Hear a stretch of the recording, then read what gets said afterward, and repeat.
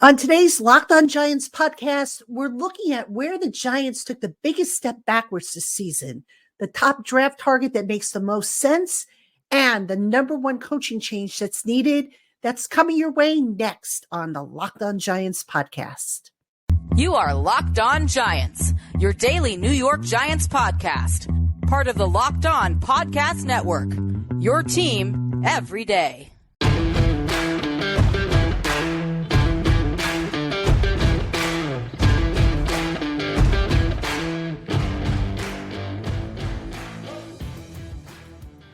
Today's episode of the Locked On Giants podcast is brought to you by Game Time. Download the Game Time app, create an account, and use the promo code LOCKEDONNFL for $20 off your first purchase. Last-minute tickets, lowest prices guaranteed. Hello, New York Giant fans, and welcome to another edition of the Locked On Giants podcast, part of the Locked On Podcast family, your team every day. My name is Patricia Traina, P-Train, credentialed member of the New York Giants media for over 30 seasons. You can follow me on Twitter at Patricia_Traina, Traina, or on Instagram and Threads at Patty Traina, PATTI, TRAINA. And shout out to my everydayers, my Blue Crew community members, my exclusive community members, the newcomers who happen to be tuning into this podcast for the first time, and everybody in between. You guys are loved and appreciated, and I thank you from the bottom of my heart for your support. It means a lot to me. And on today's Locked On Giants podcast, we got a lot to cover here. We're going to take a look at where the Giants have regressed the most in 2023 versus 2022. So sort of a little mini autopsy on the season gone astray. Then we're going to talk about the most pressing draft target for the Giants. And I think a lot of you are going to probably know what I'm going to say, but I'm going to kind of tie it in with some logic and some other reasoning and kind of like a domino effect, create like a domino effect that I don't think a lot of people are talking about, but really need to when it comes to the draft. Then we're going to talk about what is the biggest coaching change needed on this team, whether it's offensive coordinator for a broken offense. Is it special teams? Is it offensive line? Again, I have thoughts on the position to me is the most glaring one that head coach Brian Daboll needs to address. And I'll tell you why as we get into that segment. So that's our agenda for today. Again, thank you for making us your first listen of the day, or if you watch on YouTube, your first watch of the day. Let's get started because we got a lot to go over. So we're going to start with a mini autopsy of the Giants 2023 season, how they took some steps back, and what happened basically. Now, I made a list of some different bullet points where they regressed on offense and defense. I also have some numbers and some rankings for you, but the first thing that came to mind that I marked down was time management. There were instances this past year where the clock management by the coaching staff really left something to be desired. And for an example of that, look no further than what happened at the end of the first half of the Buffalo game. So that was a big, head scratcher to me, how that could go so far off the rails the way it did. A super big issue, ill-timed penalties. Now, penalties itself, I went to the league's official stat service, and the numbers itself from 2023 and 2022 about equal. So 2023, you had 119 penalties for 690 yards, 225 yards offense nullified, 28 stalled drives. In 2022, the numbers were 122 penalties for 827 yards, 233 nullified yards, 38 stall drives. So you would say to yourself, okay, well, that's actually an improvement, except the penalties this year just seem to wipe out big plays and kill the momentum that the Giants on offense were starting to get. On defense, the penalties that they had would extend the life of the opponent. So in other words, it's kind of like injuries. You have injuries to a team where, depending on who's injured, it could make or break a team's season. Like if your starting quarterback goes down, that's a bigger deal than if, say, for example, your third string quarterback goes down. Well, with penalties, it's the same type of situation. If you get, an occasional, a penalty on second down or something like that, and, you can overcome it, it's not that big of a deal. But this team just wasn't good enough in 2023 to overcome some of the penalties that they had. And they really set themselves back in trying to, stay competitive with their opponents. So that was a really, big disappointing factor in the 2023 season. Personnel decisions. You've heard me talk about this before, specifically to injuries, like leaving Andrew Thomas in the game after he tweaked a hamstring and letting him run around and move around, which made the thing worse. Having Daniel Jones, who was coming back after 3 games of being out with a neck injury, do a quarterback sneak. What was up with that? Having Graham Gano kick on a bad leg, especially after he said that he was going to need surgery. What were they thinking there?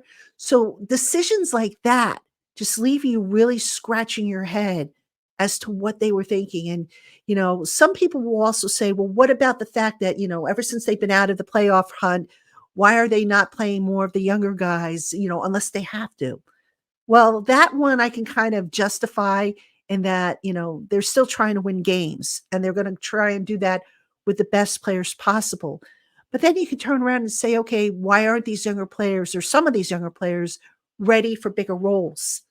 So you can make that argument, and that would fall on the coaching aspect of it. All right. Other decisions that they made. Let's look at this past week's Rams game.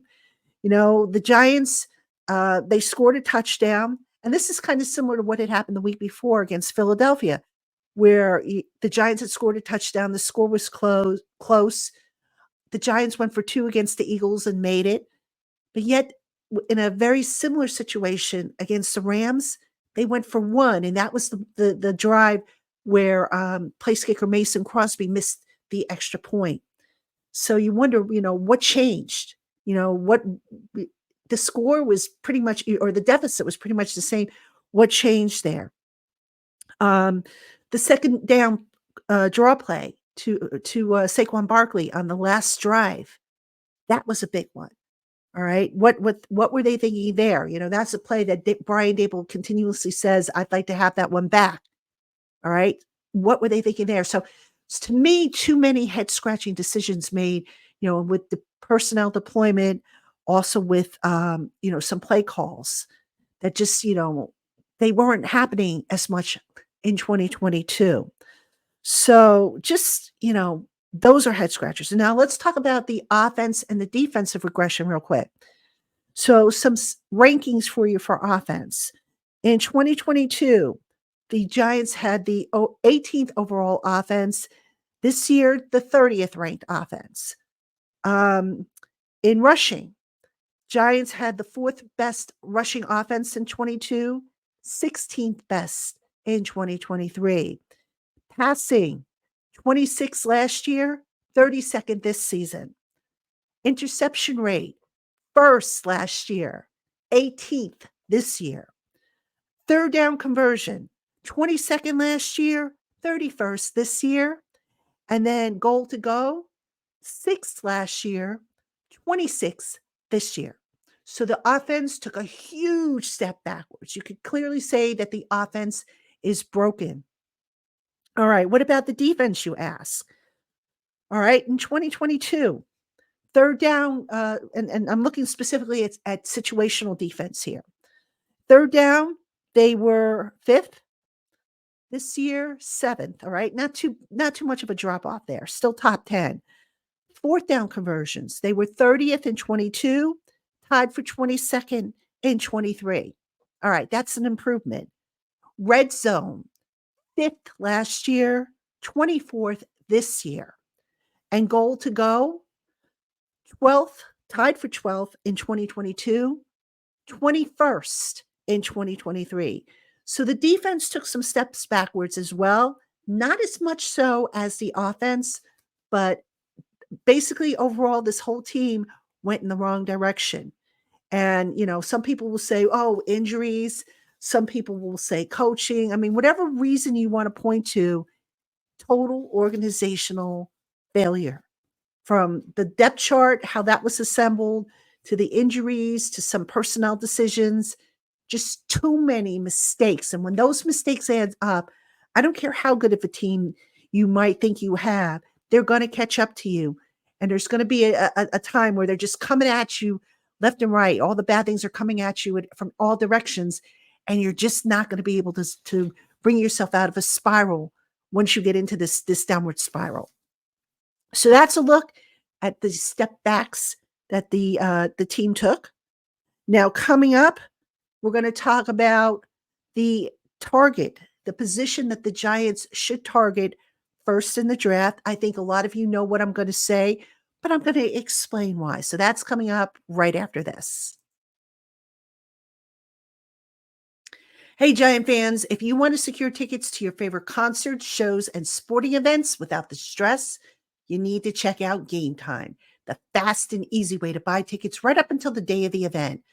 With amazing deals on last-minute tickets and their best prices guaranteed, you can stop stressing over the tickets and start getting hyped for the fun that you're going to have. With Game Time, you not only get the lowest prices, you also get clear images of seat views and event cancellation protection. And if you find tickets in the same section and row for less, Game Time will credit you 110% of the difference. So go ahead and snag the tickets without the stress with Game Time. Download the Game Time app, create an account, and use the promo code LOCKEDONNFL for $20 off your first purchase. Last minute tickets, lowest prices guaranteed. Terms apply. Again, that promo code is LOCKEDONNFL for $20 off your first purchase. All right, everybody, welcome back to the Locked On Giants podcast. I'm your host, Patricia Traina. And did you know Locked On has launched the first ever national sports 24/7 streaming channel on YouTube? Locked On Sports Today is here for you all day, every day, covering the top sports stories of the day with local experts of Locked On, plus our national shows covering every league. Go to Locked On Sports Today on YouTube and subscribe to the first ever national sports 24/7 streaming channel. And on this segment of the Locked On Giants podcast, what should be the top target for the Giants? Not the who, but what position? And I think a lot of you know what I'm going to say. It's going to be quarterback, right? So, this is going to probably tick off a few Daniel Jones supporters who say, look, it's not Daniel's fault that the Giants, got him hurt or that the Giants went backwards. Hear me out on this, why I think the Giants should and will go quarterback, even if it means they might have to trade up. All right. Obviously, Brian Daboll and Joe Shane tried to make it work with Daniel Jones. And, yes, he had a good year in 2022. The team in general did. But Jones regressed this year. When he was playing, he looked uncertain. He looked skittish. He, wasn't making the throws he had been making the year before. It's just like, he couldn't elevate the offense to the level that they needed him to, the level they were aspiring to. And I get it. He didn't have Andrew Thomas in the lineup for a good chunk of the season. He didn't have Darren Waller always available. He didn't have Saquon Barkley available on every play. I get all that. But at some point, the quarterback has to kind of raise the level of his play and carry his teammates forward. And I just feel like, with Daniel Jones, it's like it's been excuse after excuse after excuse has been made for him as to why he hasn't taken that next step. But here's the thing, most important when you're talking about why the Giants should get a quarterback. They are in a prime position right now. If they stay in that fifth position or, and they do have an opportunity to maybe move up to the second spot if certain things fall their way. But if they stay at number 5, all right, this is a good golden opportunity for Shane and Daboll to get the quarterback they want, the guy that they're going to hitch their wagons to, the guy that's going to buy them time in their jobs, because now they get to start from scratch with a rookie that they select, that they put on a rookie contract. For all you people who are screaming about the money Daniel Jones is making, this is an opportunity to hit the reset button, because typically when you do a reset on an organization, you ideally want to get, reset with the GM, the head coach, and the quarterback. The Giants didn't do that. And I understand why they didn't when Shane and Daboll came in. But, ideally, that's what should have happened. Now, it's a deep quarterback class. I think we can all agree on that. If I've started to actually study the quarterback class. It is a deep class this year. You also look at, the fact that Daboll, he's going to probably have coaching changes on the offensive side. Spoiler alert to the next segment, by the way. I still say Mike Kafka will probably not be back. And if they do go in another direction with offensive coordinator, what I think is going to happen is you're going to see Shea Tierney, who is currently the quarterback's coach, get promoted to offensive coordinator. But you're going to see Brian Daboll take over as the play caller. Because if they bring in a young quarterback, and let's face it, supposedly there were times this year when Daboll seemed to be a little bit more involved in the play calling during the course of a game. So, he's just kind of itching because, he's always been a play caller, throughout most of his coaching career. So if they do take on a new quarterback, a young quarterback, you better believe Brian Daboll's going to be really hands-on involved with that young man's development. All right. So I just see that playing into the factor. But here's the biggest thing for those of you who are sitting there saying, oh my God, you've turned into such a Jones hater. I have nothing against Jones. Good guy. I'm really sorry it didn't work out. I was hoping it would work out. I really was. All right. But I can't ignore his injury history. He's had now 2 neck injuries over 3 years. He's coming off the ACL, which I'm sure is going to have some kind of effect on his mobility. What? I don't know, but ACLs generally do. This is what, year 6 that he just completed? And we're still asking questions. And above all, folks, I can't get over the fact that Shane, when he set up Jones's contract, left himself with an escape hatch after 2 seasons. If that isn't the biggest, red flag for you guys regarding how they felt about the quarterback situation, then I don't know what to tell you. If they were 100% certain that Jones was their guy, do you really think they would have put that escape hatch in after 2 years? So what's going to probably happen with quarterback as I see it? I think the Giants are going to dip into that young, talented class in the draft, because who knows, by the way, where the Giants will be drafting after the 2024 season. You can't take that chance and assume that, they'll have another crack at another quarterback. You just can't. You've got to kind of, when the opportunity is there, you have to seize it. But, I think what will happen is if Daniel makes a full recovery in time for the start of the season, and there's no guarantee of that happening, by the way, Daniel will be the starter. All right. I think if the Giants draft a young quarterback, they'll get him ready. They won't throw him into the fire right away. Kind of like, how they handled the Eli Manning situation years back when Eli was, the number 1 overall pick in the draft, a pick that the Giants acquired via trade with San Diego, or the San Diego Chargers at the time. So they let him develop. They let him get ready while the veteran in front of him played, Kurt Warner, of course. And then they put Eli in there. Unlike what happened with Jones, where, they drafted Jones in 2019, 6th overall, and 2 games into the season, Pat Shurmur, because he couldn't wait to open up his playbook, decided to throw Jones into the mix. I don't see that happening if the Giants get a young quarterback.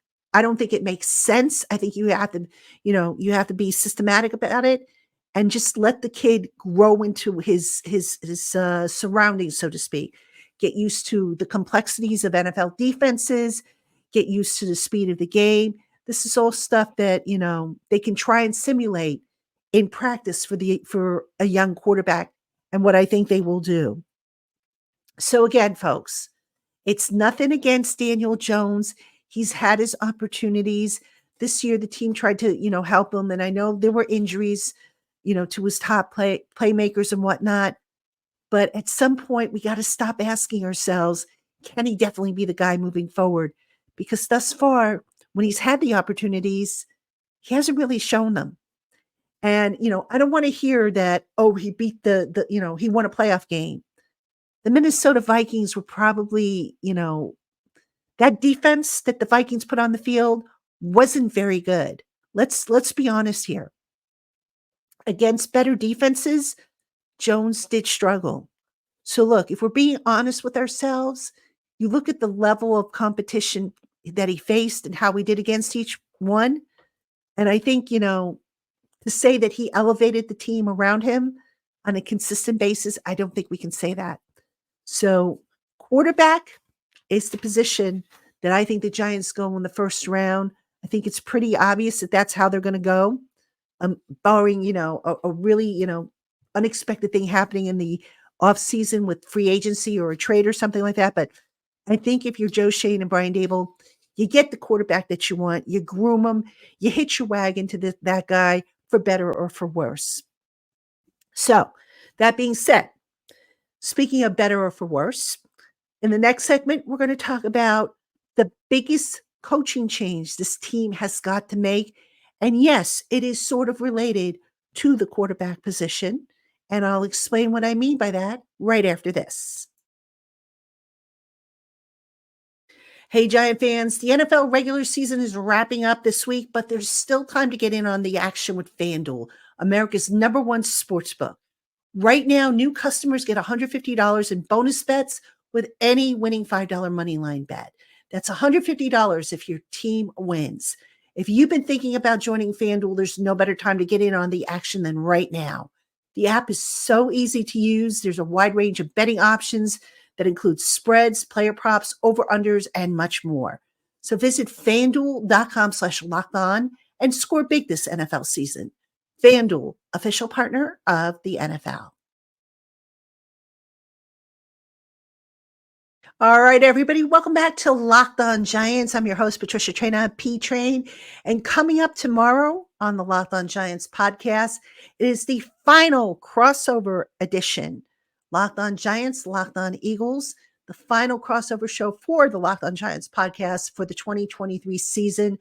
I will be joined by Locked On Eagles co-host Lou DiBiase, and we'll get you everything you need to know about this weekend's game between the Giants and the Eagles, which hopefully will not have anything funky happening the way that it just seems something always funky happens against when the Giants play the Eagles. So we'll talk about that. And then, of course, on Friday, I'll have another episode for you. Topic to be determined. I'm still, working that out. And then I'll tell you on Friday what we're planning for the following week, because the following week, obviously, we should be hearing from Joe Shane. We might be hearing from John Mara. I don't know that just yet, but there's a possibility we might. Obviously, we'll have Baggy Day on Monday, so we'll be hearing from the players. I would imagine Brian Daboll's going to talk. So there's going to be a lot going on next week, and we, of course, will bring everything to you here on the Locked On Giants podcast. Hope you will tune in. All right, in this segment, what is the biggest coaching change that the Giants need to make for 2024? Some of you are already going to know the answer. Some of you, are going to say, oh, I don't agree with your choice. But folks, I got to go. And before I say who it is, let me just reiterate something that I've said on the show before. I don't normally advocate for people to lose their jobs. All right. I've lost jobs in the past, and it stinks when that happens. That said, coaches tend to pop up elsewhere and get recycled on other teams. So that said, the biggest coaching change that this team needs to make, no questions asked, has to be offensive line coach Bobby Johnson. Now, why? Here's the thing. I think if you said Mike Kafka is going to be the biggest change, the Giants can survive if he moves on, because the offense is basically Daboll's offense. If Kafka moves on, and Daboll takes over the play calling, now the onus is shifted back to Daboll. Bobby Johnson, though, let's talk about the offensive line. The offensive line, the fact that he hasn't really been able to develop the younger talent. Look at the inconsistencies, for example, of John Michael Schmitz, who's had an up and down rookie year. Look at how Marcus McKethan was thrown in there, and they took him out almost as quickly as they put him in there. Look at the struggles, of Evan Neal, who still has left question marks as to whether or not he can be a viable right tackle. Tyree Phillips, before his injury, if you go back, and the great mystery of why he was cut, I think there was a report that he was cut because he reverted to some bad habits. Okay, well, isn't that the job of the coach to coach him out of those bad habits? And instead you give up on him? Does that make sense? So, here's the thing, and let's not forget about the stunts before I get into the thing here. The stunts, week 17 last week. I'm sorry, week 17. Yeah, it was 17 last week. This is 18. The Giants still can't pick up stunts. All right. The Rams came into that game last week. The Rams were not known as a team that ran a lot of stunts. Wouldn't you know? They ran a few stunts because why not? If the Giants can't pick them up, why not, throw that into your mix and expect the Eagles to do that again on Sunday. Now, here's the thing. If you are getting a rookie quarterback, you better get that offensive line up to snuff. It's not going to happen in 1 year. All right. It's not going to happen in one offseason. Right now, you've got Andrew Thomas, who is a keeper. Schmitz, despite the up and down season that he had, he's a keeper. You're going to have to do something about your guards. All right. You're going to need to replace them one way or another. You still don't know if Evan Neal is going to be ready. And if so, can you salvage him? So you're going to need at least one good offensive lineman to come in, preferably at one of the guard spots. And you're going to need a coach that's going to be able to get that unit to working together to, at a functional level. Because if you're going to eventually put a rookie quarterback behind that offensive line, he's going to need as good of a unit as possible while he adjusts to the actual speed of the game, to the complexities that defenses show him, the trickery, and so forth. You're probably, if you're the Giants, you're probably not going to come up with a line like Dallas. Remember a few years ago, Dallas had that all-world line where there wasn't really a weak spot. But if you can just get a functional line, a line that can get better, that can develop, and get some depth developed. That's the other thing. People say, oh, they got to, draft offensive linemen, bring in offensive linemen. Well, what is the good of bringing in offensive linemen via the draft or free agency if you don't have someone who's going to develop them to their maximum potential? So to me, the choice is clear here. If you're Brian Daboll, you've got to replace Bobby Johnson. I know the two of them are tight, they're friends, but you can't make decisions based on emotion here. Too many times that's happened. I mentioned on yesterday's show for my everydayers, I mentioned how Sterling Shepard was brought back because, that was more of a decision I think made because of sentimental reasons than anything. Well, you can't do that and just, expect to have a winning football team. Sometimes you're going to have to make the tough decisions and you're going to have to separate sentimental feelings from the smart business decisions. And to me, replacing the offensive line coach is a smart business decision that needs to be made. All right, everybody, that's going to do it for this edition of the Locked On Giants podcast. Again, thank you for making us your first listen of the day, or if you watch on YouTube, your first watch of the day. Keep it here tomorrow. It'll be Crossover Thursday, Locked On Giants, Locked On Eagles, the last Crossover Thursday show of 2023 for me at any rate, Locked On Giants. So we will see you tomorrow, Giant fans.